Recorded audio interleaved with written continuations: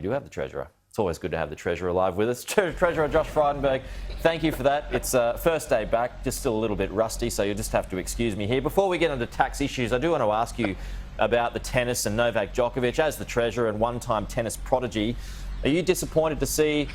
Are you disappointed not to see the world's best player here? Oh, like many, I obviously would, have great respect for Novak Djokovic's tennis's ability, but obviously disagree with him vehemently when it comes to his stance on vaccination. And rules are rules. And I think I speak for many Australians when I say let the games begin. The Australian Open is much bigger than an individual player. It's a great festival of sport and tennis, and one of the 4 Grand Slams around the world. And I, looking forward to Ash Barty in particular. Hopefully holding that trophy aloft. No pressure whatsoever. But look, it's been a long process, but many Australians understand that we need to ensure the integrity of our border protection policies that have helped keep us safe during this crisis. And the Health Minister, Greg Hunt, was very clear and explicit in his letter in late November to Tennis Australia as to what the conditions of entry were for someone who was unvaccinated, and clearly Novak Djokovic did not meet those particular conditions.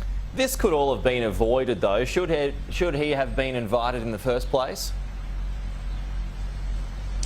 Well, obviously he is invited to participate in the Australian Open as the #1 tennis player in the world, but he did not get the vaccination. He did not subject himself to the 2 weeks quarantine, and as a result he tried to run the gauntlet of Australia's border protection policies, and ultimately a full court of the federal court upheld the minister's decision, and he's departed the country. But I think Rafa Nadal actually spoke for not just tennis players but for so many across the community, saying they deeply respect Novak Djokovic's tennis ability, but he chose his own road with respect to vaccination, and it was not the road that sees people admitted to Australia to participate in sporting events or daily lives if they're unvaccinated, as he was. Well, Labor is asking the question this morning that why was a visa granted in the first place? So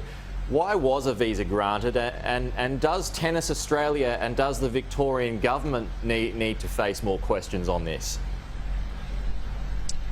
Well, when he put in his visa, he obviously said he was unvaccinated, but also that that he had one of the valid exemptions. And when you get to the border, those exemptions are tested, and it didn't meet the criteria that was set out by ATAGI, and criteria that was made very clear to Tennis Australia back in late November in writing by the Health Minister, Greg Hunt. Now, the Immigration Minister had the ultimate say. Alex Hawke, he made his decision after obviously much consideration of the information, and that was upheld by the full court.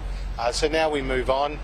The Australian Open begins, and I look forward to 2 weeks of great tennis. Okay, now on to economic matters. Treasurer, you're outlining today the extra money that Australians have got in their pockets because of your tax cuts. Any plans to introduce more tax cuts?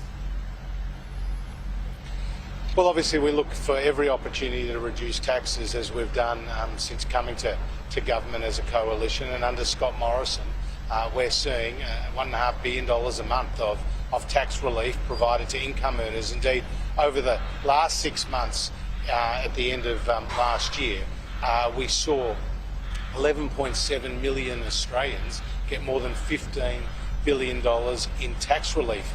That was the largest set of income tax cuts over a 6-month period in more than 2 decades. This is rewarding effort, this is encouraging aspiration, and this is very consistent with the Liberal Party and National Party's political philosophy. We've also cut taxes for small businesses down to 25%, which is the lowest in more than half a century, and we've also put in place business tax incentives to encourage more investment, which has actually seen increases in investment even though we've been through the COVID recession.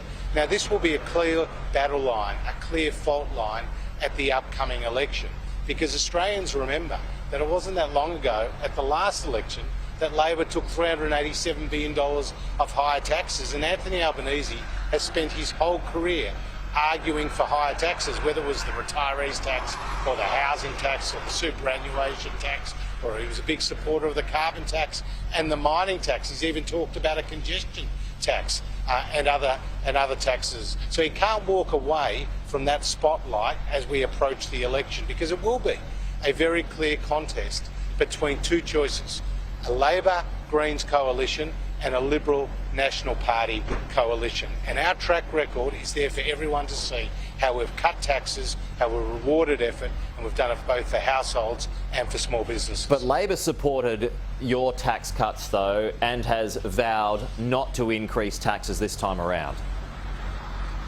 Well, don't believe them.